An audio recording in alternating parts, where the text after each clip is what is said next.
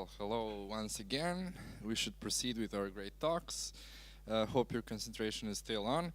The next lecturer is Alberto Molinero Zaera, and he's going to talk about applied algorithms in so-called fast-moving consumer goods industry. Alberto is an aerospace engineer from Madrid. He has spent the most of his career in strategy consulting, but has experience in programming, data science, analytics, and algorithms as well.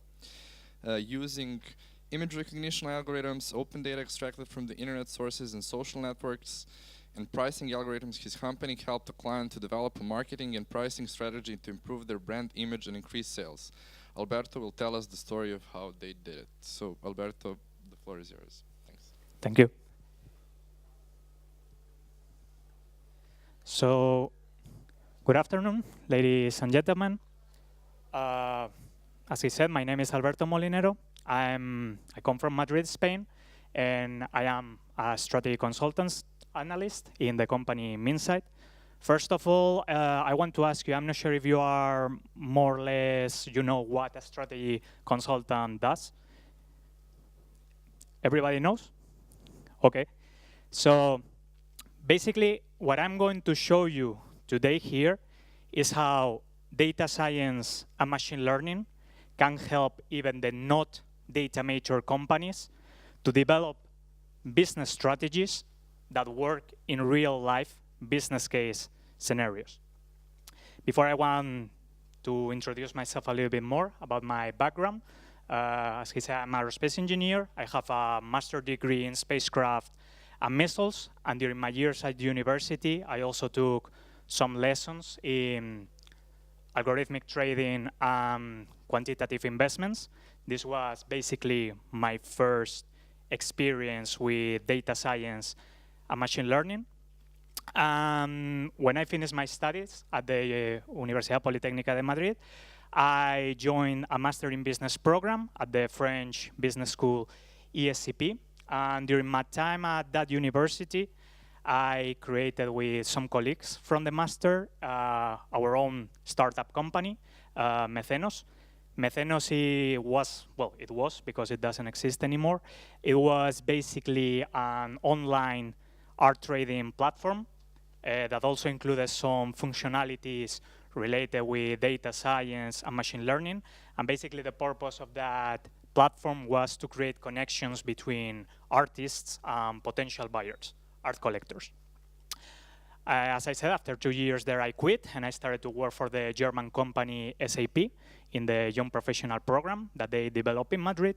But after a while, I realized that it was a type of work that it was so much focused in the business side of the SAP software. So that's how I landed a job in my current employer, Minsait, as a strategy consultant.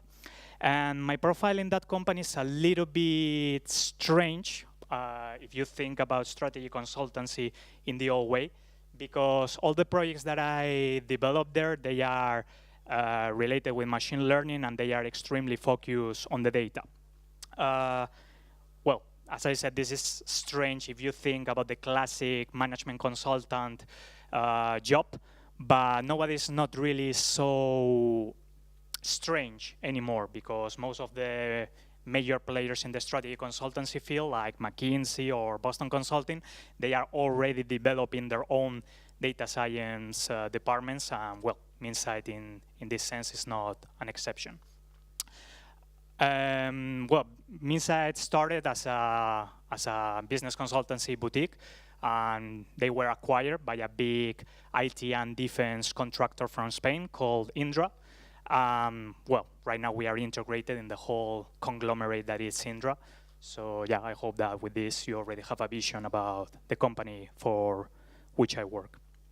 So before starting, the first question that we need to ask ourselves is basically why the client, this particular client, because I'm going to present a precise business case in which I work, why exactly this client hired us, why they needed our help. And the reason was as follows. Our client was a big player in the food and beverages industry in Spain. It was mostly a familiar company, despite of the size, of this company because, well, the current CEO is like the grandson of the founder of the company. The problem that they were facing was in the HORECA channel. The HORECA channel is the channel of sales that is related basically with hotels, restaurants, cafeterias, bars. And this channel represented 50%, even more, of the revenue of our client. And the problem that they were facing was that since the economical crisis and financial crisis of 2008, our client, the channel changed a lot, and our client was not able to adapt itself to these changes that happened in the market. So basically the changes that happened and that were really harming our client's business was the increase in competition, because there were new small players that they were actually manufacturing really good products and that they were selling this product at lower prices than our client. Then regional players, traditionally these regional players, they were selling their products only in the regions where they belong, like Catalonia, Valencia, Madrid, Galicia, but they started to have national operations. And also they appear new trends and new products that our client at the moment was not covering, like eco-friendly products, premium products, and other type of tendencies of the market. So as I said, the market changed and it became much more dynamic and much more complex. Basically, the innovation became a driver of the market, and this never happened before.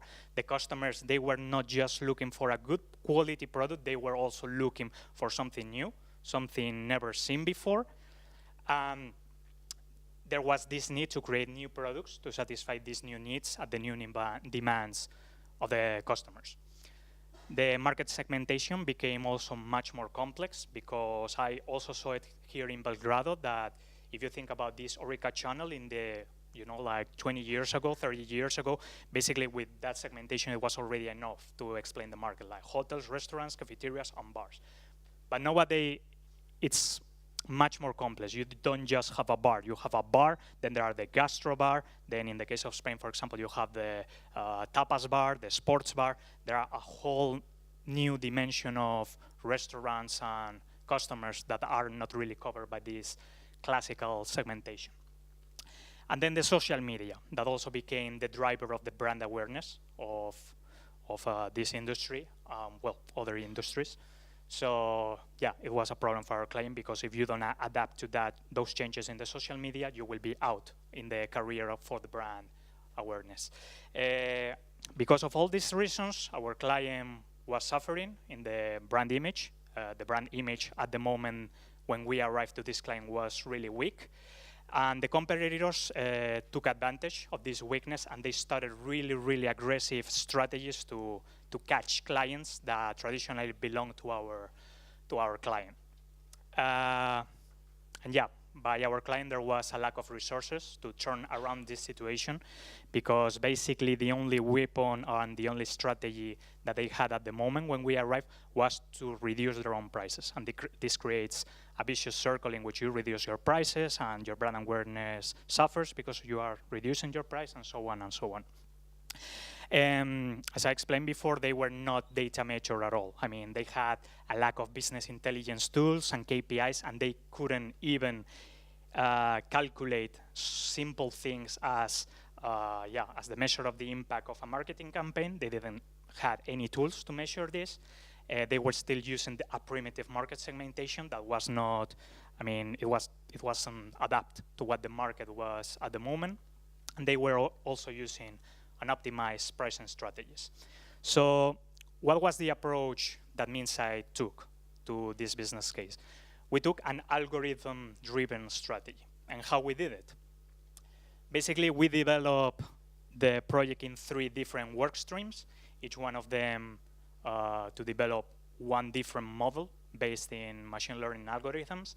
And basically, the 3 work streams were related with the market segmentation, the customer segmentation, the pricing and elasticity modeling of the industry where our client was working, and finally what we call the optimal product mix. About the optimal product mix, I'm not going to talk so much today because I was not really directly involved in that work stream, but I will just give you a a short view about what was it. But yeah, I will speak more extensively about the customer segmentation and the pricing modeling. So when you arrive to these clients and you propose them to apply these machine learning solutions, the first step that you should do is assessment of the data that they have. Because if the data that they have at the moment is not good, it doesn't matter how good you are at modeling machine learning algorithms. I mean, if you put them data that is basically not real, the algorithm is not going to give you a good solution. So the first step of the process was to assess the current state of the data of our client, the quality, and to mine that data. Because it's also really interesting as a consultant, when you go to a client and you start to ask them like, okay, you have data related with this, you have this other data, and you speak with the C-suite managers, and they will say like, oh, well, I don't know, I have no idea, maybe you should ask the medium managers, and you ask the medium managers and say, oh, no, we don't have this data. But when you actually have access to the database of the client and you start to dig in, you really realize that there is a lot of data that they don't even know that exists. And this is also one of the points in which hiring consultancy companies really gives an added value, because the client, by hiring us, has another view from outside, and we can really see and tell the client things that they don't know that exist inside of the company. So once that we created this database, we realized that there was no information at all involving social media. And as we said before, social media became a main driver of the brand awareness. So what we did to solve this lack of information from social media, we developed a system of spider bots to scrap information from the internet, from open sources such as Facebook, Google+, some mobile apps like, I'm not sure if it exists in Serbia, the Fork, Gastro Guides. All of them are open sources. I mean, they even have APIs that you can just connect and they give you back the data. And it's really, really simple to do. And it really gives you a lot of richness in the database that you create. And then the last part of the information that we were lacking, we had to buy it from third-party companies like Nielsen, the Spanish Statistic Institute, and well, other type of providers. Because, for example, prices of the competitors, they are not really so easy to get, so you need to buy something from Nielsen or other type of provider like this. Then, after we developed this database, we implemented all these data set in the systems of the client, which was basically a CRM from the company Salesforce, and also the output of all the algorithms that we were going to model, they were going also to be stored in the CRM system, because it's the system that then the commercial team has in a mobile application that they basically reach the client and they check this information in the app about the client that they are going to sell something. And then finally, the third step, the machine learning algorithms that, as I said, segmentation and clustering, price elasticity modeling, and the optimal product introduction. There is a fourth part related with machine learning that I'm going to speak about it also at the end, and we are currently developing it, and it's the image recognition and deep learning. Basically, what we will try to do with this is to create a market segmentation based on the images that we download from social network. So yeah, I will speak about it later. The first part of the project, the first work stream, that was the client segmentation. Basically, the first question that we asked ourselves when we started to see this database is, okay, which type of algorithm is going to fit better for the strategy purpose of this project? Because as you know, we have unsupervised learning algorithms like k-means, hierarchical clustering, and similar ones. And then we have these supervised learning algorithms. The problem of unsupervised learning algorithms from the point of view of the business perspective is that, okay, they give you a clustering of the market, but not always those clusters are really suitable to apply marketing strategies or prices, activations, and other type of things. So basically, the final solution that we did to not use these unsupervised learning algorithms was to create 18 segments from a business perspective. These 18 segments are these ones that you can see here, and they are quite logical actually. They are, okay, traditional restaurant, bar restaurant, gastro bar, tapas bar for Spain, brewery, tavern, microbrewery, chain. and so on. And once that we define these 18 segments, what we did is to train the commercial team of the client in such a way that during 1 week, they were going to visit different places that we choose. And they will give us exactly a data set of around 5,000 points of sales in Spain with the segmentation that they belong of these segments. The reason why we did this is that, okay, as I said, we applied finally supervised learning algorithms. What our output was going to be the segmentation. So we needed to create this first data set to train our models. Yeah, the approach finally that we used to model this was to use boosted trees, regressions, logistic regressions, and neural networks. The reason why we did this funnel using different algorithms was because not all the segments were properly identified by the boosted trees. For example, in the case of the microbrewery or the tavern, in the case of Spain, they are mostly an anomaly. There are not really so many. So the approach using boosted trees didn't really help us. So we developed like a specific logistic regression to identify these places, and yeah, we had to balance the data set and so on, so to improve the accuracy of the model. And then the output of all these algorithms was basically what we call the spider, and the spider is this thing that you can see here. We gave the client an output of one of these spiders for each one of the around, in Spain, the points of sales that they are in the HORECA channel, there are around 150,000 points of sales. So right now, our client has one of these spiders to identify exactly the dimension of the business where they are selling for each one of these 150,000 points of sales. Basically, what this spider indicates us is the probability of belonging to one of these segments. The reason why we did it like this, and we didn't really say like, okay, you are exactly one ethnic restaurant or you are exactly one tapas bar, is because we realized that the dimension of the segmentation in the HORECA channel in Spain right now is really complex. You are not really just one thing, you have different dimensions. For example, the example that is here, Tatel, this is a quite famous restaurant in Madrid. They basically do everything. I mean, it's expensive, so it's like high cuisine. They also serve cocktails. They also serve traditional food. I mean, the food is not really so innovative. So basically what the spider show us is this thing, like, okay, you are high cuisine, you are also gastro bar because you have cocktails and so on, and you give like sophisticated tapas, you are expensive, and you are traditional because your food is traditional. So now imagine how our client improved only by having this complex segmentation. And they were able now to do what as I call microsurgery in the marketing campaigns. I mean, they knew exactly the typology of each one of the points of sales in Spain, and they were able now to do customized marketing campaigns for each one of these locals. So yeah, the improvement was, I mean, they went from 0 to the moon, basically, with this segmentation. And then about the pricing elasticity modeling, this was much more complex project to develop. The reason why it's really complex is because you basically cannot do pricing modeling if you don't know the price of your competitors at each moment. Because basically the database that we had was it was a database with millions of transactions that our client did at different points of time.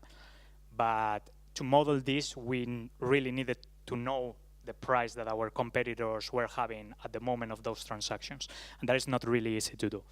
So we found that, Nielsen provided us with that information. Once that we verified that the information in Nielsen was good and with enough data quality, because as I said before, if the data quality is not good, the models will not really work as they are supposed. We needed also to collect other information about the client's operation, like costs, transaction volumes, of course, promotions and activations, because the client, when they were having these special periods of marketing campaigns in where they were, I don't know, giving 2 for the price of 1 or this type of offers, you really need to know also when those promotions took place to model them. And then the retail prices. Here you can see, for example, the output of this algorithm that, the solution that we used was an extreme gradient boosting tree algorithm. And some of the prediction related with the outliers, they were not really so good. So at the end, we discard them because for some of these outliers, basically we got like 2 transactions or 3 transactions. So it was really difficult to model the elasticity of a price for these products that you basically sold in your database only 3 times. But in general, the results were quite good using the extreme gradient boosting algorithm. Once that we had this model, one thing that is also really difficult to make the client understand is what a pricing tool is and what a pricing tool isn't. Because sometimes when you sell these projects as a consultant, the clients, they really think that, okay, you are going to give me these fancy algorithms as a pricing tool, but they think that these algorithms, they will give them basically automatic pricing policies. But it's not like that because there is a real risk of low acceptance in the structure of the client because of the nature of the machine learning algorithms. Usually people outside from data science or outside from engineering, they don't really understand what machine learning algorithms do and why they do it like that. Sometimes when this happens, it's what I call the black box problem, the clients start to not trust these algorithms because not every prediction of the algorithm is going to be precise. As for example, as an anecdote that happened in one of the projects related with pricing, we gave these algorithms to the client and they started to play with the parameters of the algorithm. And they started to understand that, okay, I want to have 60% of the market share in the Spanish pizza market. And the algorithm was returning a price per pizza of like around 50 cents of euro. And in one committee with the client, they told us, like, okay, I think that the algorithm doesn't really work good because I did this, and it returned 50 cents of euro per pizza. And let me tell you, if I put my pizzas at 50 cents of euro in the market, I will not only have 50% of the market share in Spain, they will come with ships from China, from America to buy my pizzas. So it's really important to make them understand how to use these algorithms because these guys from the pizza industry, they were having a market share of around 5% of the Spanish market share. So, the algorithm basically never saw 50% of market share. So how is supposed to predict that market share if it never saw it? And yes, I said also you should have this business mentality to apply these algorithms in your everyday life. And what these pricing tools really are is optimizers of the pricing strategy and the pricing department workload because they really help the pricing department how to put these prices, how to assess those prices. They also help to have compliance with the pricing politics because, basically when we develop these models, we also make them with restrictions to comply with the current pricing policies of the company. And then they give price differentiation at deal level. As I said, they had already a market segmentation for each one of the points of sale in Spain. So basically what the algorithm is giving for each one of these points of sales in Spain, they give a customized price depending on which segment you belong, what is your volume, what were your historical prices, which references you are buying, and so on. And then it also gives endless price and monetary reporting because basically you have all the information stored in a database where the algorithm is eating. And I don't have a slide for that, but about the optimal assortment algorithm, basically what we developed there is using decision trees.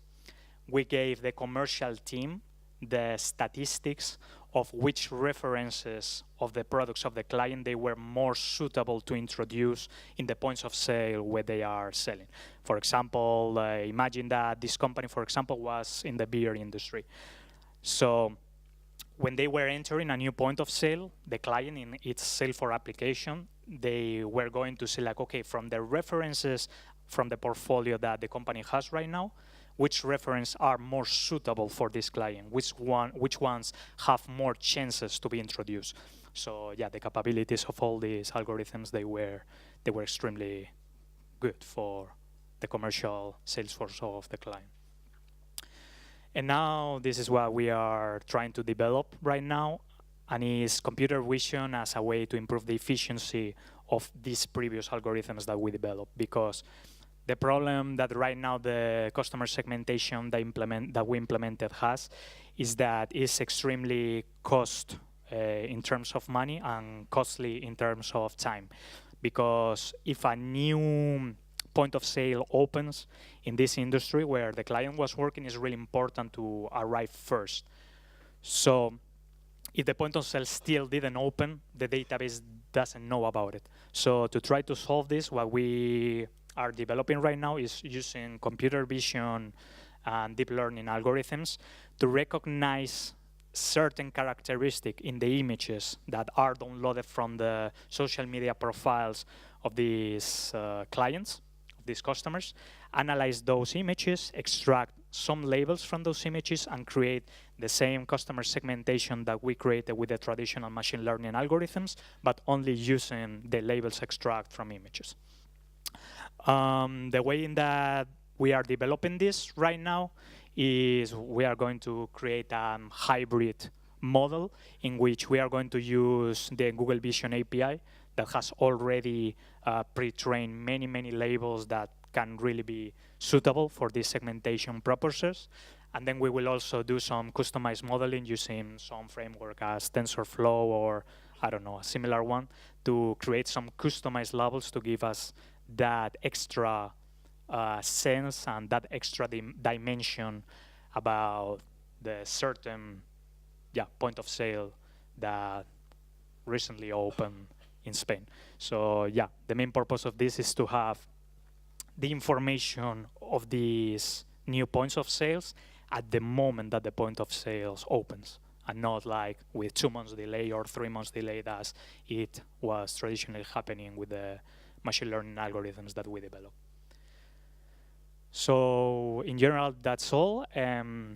Just to finish, I wanted to say that, okay, the motto of this conference is to change the world through data, but here I just gave you one example in which, okay, obviously we didn't change the world, but we for sure changed the way in that our client was doing the business and only using data and machine learning algorithms. So I hope that you got some inspiration from this talk and ideas about how you can develop all these business strategies without even having high data maturity or a high sophistication or expensive resources. I mean, what I show you here, basically we just use open source data sources, open source programming languages. I mean, the investment was basically what the client paid for our service, for the work that we develop as workers. So yeah, this is the main output that I wanted to give to you today. So thank you very much.